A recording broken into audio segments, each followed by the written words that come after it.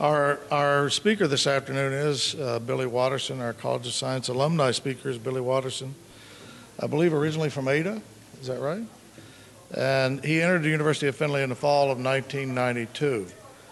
When I was reflecting back on this today and looking through the record, it struck me that was only a year after I started working here. He graduated in 1996, and so I certainly must have been your instructor in almost all the courses that you took in the hazmat program. I will certainly take no credit for his remarkable success, but I will here publicly apologize for any deficiencies of knowledge. Billy did graduate with a BS in hazardous material management with a minor in public administration, as I said, in May of 1996. I recall a time that Billy came to my office and he was all excited and he spoke with a lot of enthusiasm. It was clear to me, it was following his internship with OHM, it was clear to me that he had had some sort of an epiphany or something like that. He said something like, and this is certainly not going to be the quote because I never wrote it down, but I've always remembered it. He said that if I'm going to be a success in life, then it's all up to me. I have to apply myself. I need to get busy with the rest of my life. Wow. Somebody who finally got it. And has he ever?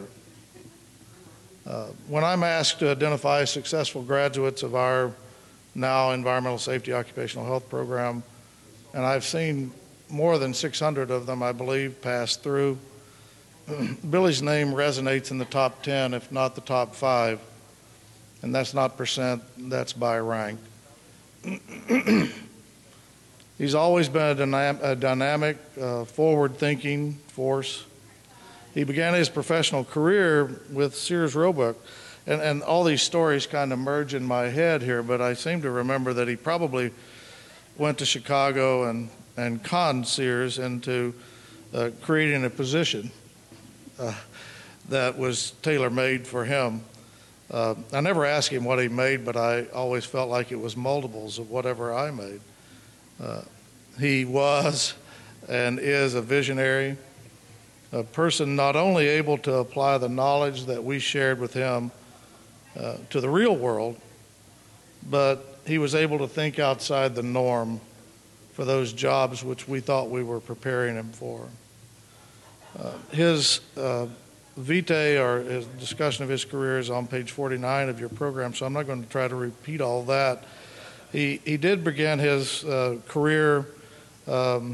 He did then later, after Sears, go on to start his own consulting company, and he has moved on now to start another enterprise here a few years back called G2 Revolution. And in today's Courier, you can read about today's, I don't know if you were aware of that. Did you know that was there? All right, so it's here, as some of you know, they had a fire about 5 months ago, and now they're up and running again and new digs, so that's in today's Courier. That company and all of his endeavors demonstrates Billy's philosophy of innovation, tearing down barriers that get in his way, and helping us move forward to a more sustainable society. It's my distinct pleasure to introduce to you our speaker today, Billy Watterson.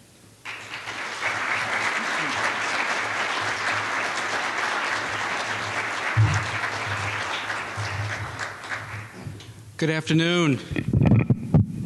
I suspect you're all sufficiently sleepy by now. I think I saw some right over there. Get ready to doze off. It is an absolute pleasure to be here today. Absolutely honored. Thank you for the intro. That was very kind. You kind of move through life so quickly. In fact, it's 16 years to this month that I graduated from this fine university.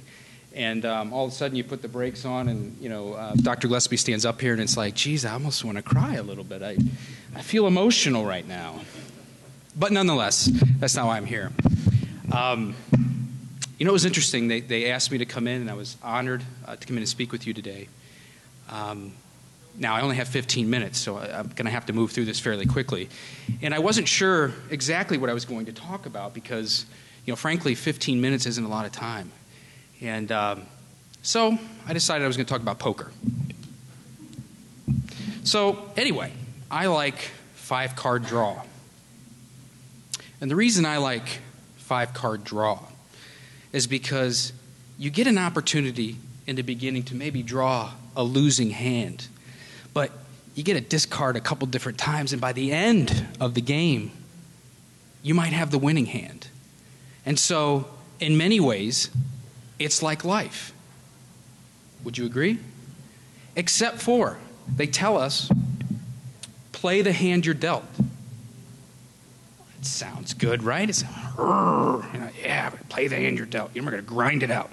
This is what I was born into. This is what I always did, and that's what I'm going to do. But I'm going to do it good. I'm going to do it well. I'm going to be the best. Well, frankly, I disagree. I don't think we should have to play the hand we're dealt. I think we should just redeal. I mean, seriously. So here's my theory.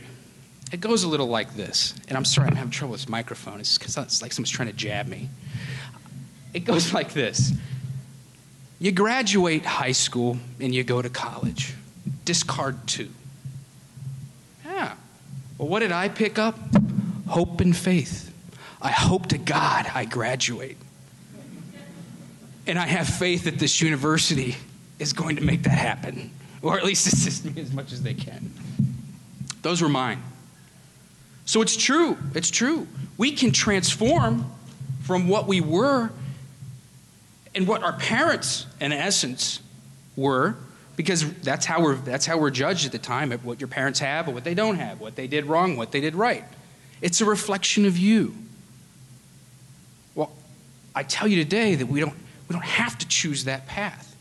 And you're already here, so you've already discarded 2. What are they? Only you know. So now that you're here, and again, I don't have much time, so I thought, God, the most important things I've learned in this short period of time, if I could just convey them to you, what would they be? So here goes. 8 guiding principles. All right? I expect you to memorize these and tell me by the end of this exactly what I said. The first is this, and I'm not going to sugarcoat it, okay? I don't have time for BS. I just don't have time. Neither do your professors. You know what? You're in or you're out, right? In the companies we're in, it's an innovate or go home world. And same with this. Number 1, get rid of the victimhood mentality. There's a lot of victims, just some of us little, some of us big, and all of us. What that does is it prevents success. It prevents us from taking ownership, accountability, responsibility for our actions. We sit back and we say, oh, it wasn't my fault. It wasn't me. It was that guy. Those things hinder growth. They won't allow you to explode, to find the success that you're looking for. They won't allow it. Forget about it. Get over it. No victims, not ever. We aren't victims. We're in control, for the most part, of our destiny, our lives. Don't ever forget that. Bad things happen to good people all the time. It doesn't make you a victim. Rise above it. The measure of a man or a woman is how we choose to react and respond to the moments in life that create those victimhood opportunities. Number 2 on my list, and please pull me off the stage if I'm over 15 minutes, I apologize. Communication skills. I cannot tell you enough how important it will be for you to communicate effectively. A 4.0 will do you no good if you certainly can't communicate what it is that you got a 4.0 in, or how you came to a conclusion, or how you solved the problem. When you leave here to join a world of politics. It's everywhere, okay? How do I communicate this to this really pain-in-the-butt person over here? Well, I got to figure that out. And you know what? You can't sit back and be quiet. Oh, maybe they'll figure it out in this little memo I wrote. It's so important to you, so important to articulate your position, your point, win favor, influence, all part of communication. Surround yourself with smart people. I love smart people, and I say it over and over again. I have lots of smart people that work for me in all my companies. And you know why that is? Because not one single one of us makes it forward, or transitions into success by himself, by herself. It doesn't happen that way. It requires a group of people, preferably smart people, because they have expertise in different areas. They have the ability, the insight to all come together, and by leading them to achieve the goal, and primarily, again, going back to success. That's what's important. Positive attitude. We talked about it earlier. Bad things happen to good people. You will consistently encounter roadblocks in your life. It will suck really bad. But I can assure you that having a positive outlook, a positive attitude, will help you to adjust, to deal with it, and to move on. Again, a lot of these things play into the whole victimhood thing too, don't they? There are a lot of keys here that always play back into it. Positive attitude. And you know what? You could call it ignorance if you'd like, but I just like to believe that there are good things and good people, and that good things are going to happen. I can always feel it. I've been doing this for a long time, and I'm like a little kid at Christmas when I think that we have discovered something new. I can feel it. I get excited. Positive. What is coming? Aggressiveness. You got to be aggressive. Okay? I'm not looking around and going, I think I'll pick you. I need to see shameless self-promotion. You've got to get out and tell your story.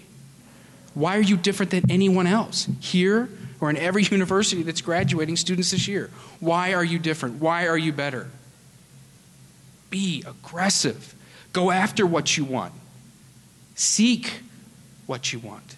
It won't come find you. Confidence. Confidence will lead you on.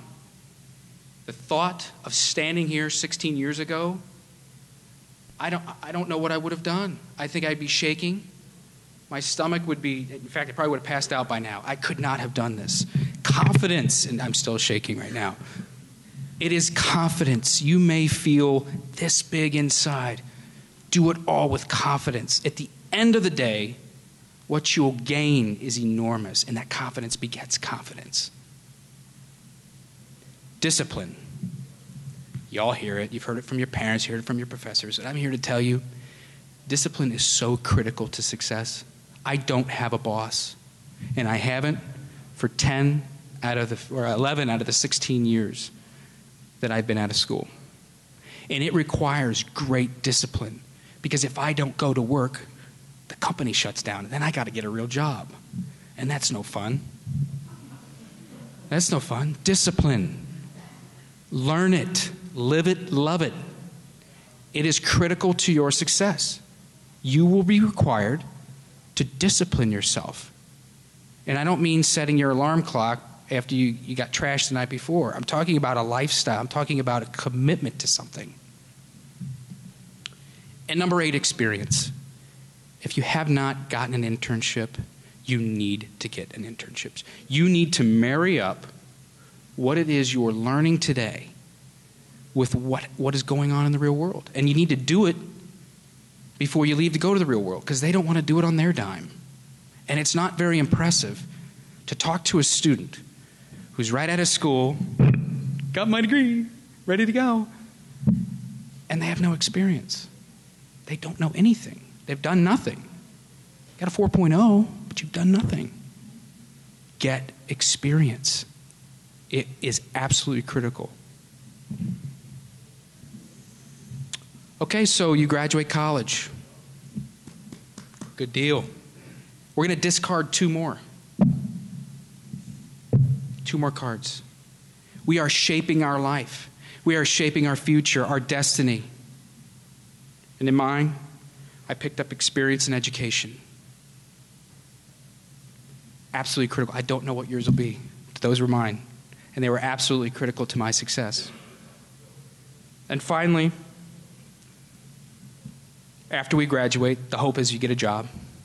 And that first job is defining. It's an incredibly defining moment because in many ways it will determine your career.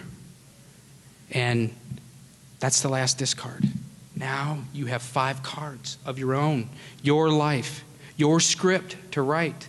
And that last card is financial freedom, the opportunity for financial freedom. I've said this before, the last time I was at the university, and I can't think of 2 rules that are more important to me. My kids hate it. But they are this. There's a lot of people that talk about a lot of things, and quite frankly, it can be annoying. They tell you, I'm going to ace that test. I'm going to study my face off.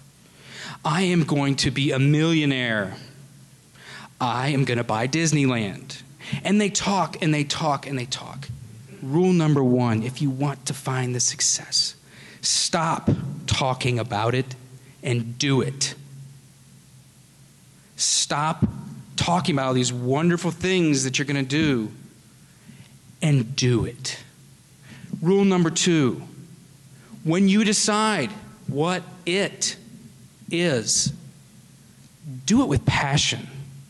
Pour your heart into it. Give it all you got. I'm a simple person, and I stand here today with my 5 cards, my hope, my faith, my experience, my education, and my opportunity for financial freedom. I come from humble beginnings. I come from a situation where I was raised and grew up on food stamps, government cheese. I lived in 4 different states by the time I was 14 and went to 6 different schools. I have seen adversity. I know what it's like to be poor. I know what it feels like to be the bottom 1%, but I aspire to more. And therefore, I believe that we change in that hand and we draw our own. But that's up to you. I've done mine. I could retire today. If I sold out, I could be done sitting on the beach, sipping Mai Tais. But there's much more for me. There's much more for you. What is your legacy? What is your story? What will be written about you? What will your grandkids say? It's important. It's absolutely important. You have so much to give. Don't cheat yourself. And at the end of the day, remember this. In about age 32 to 35, you're going to get a strange knock in your head. And I like to refer to this as the mirror beckons. And it's a self-actualization moment. It's when we look in the mirror and we look at our life and we look what we've done and we say, is this it? Is this all I'm going to ever earn the rest of my life? I think people call it a midlife crisis. Is this all I'm going to ever be? Is this my contribution? If I do the numbers exponentially out for the next 20 years of my career, this is all I can earn, all I can ever do? It is a sobering moment. The mirror calls, it beckons. What have you done? What have you done with your life? And there's nothing more miserable than to look in that mirror in your mid-30s and realize that you enjoyed a little too much beer and a little too much hanging out 40 hours a week at a job that was certainly less than what you were capable of, too much time on the softball league, too much time hanging with buddies of football and basketball, filling your life with things that don't really matter. This is your time. How will you play your hand? Thank you and God bless.